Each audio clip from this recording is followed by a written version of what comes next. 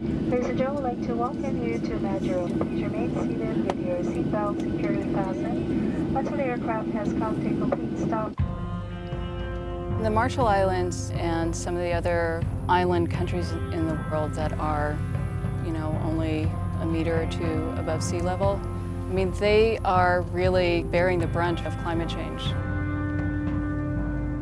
Last year's high tides here in the Marshall Islands were the worst they'd ever had. Hundreds of people were flooded out of their houses, and they had to declare a national state of emergency. And it's going to get much worse in coming years. It's likely that a 2 to 5 meter rise is possible within 100 years. The sea level is rising here. The tides are getting worse. Just walking around here, you see how the shoreline erodes. It's not like they can retreat to higher ground.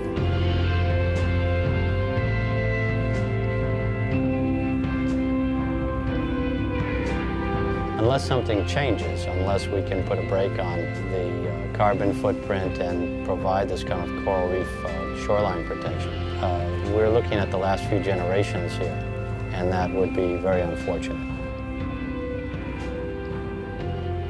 For over 100 countries, coral reefs are the major source of national marine biodiversity, tourism earnings, fisheries earnings, and they're responsible for almost all the shore protection.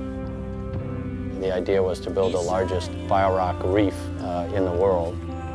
So we're able to grow protective barriers faster than sea level rise.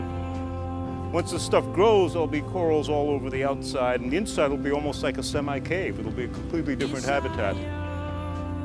We had a real meeting of the minds around the understanding of how wind power projects such as this one could really enhance and expand the capacity of biorock reef structures.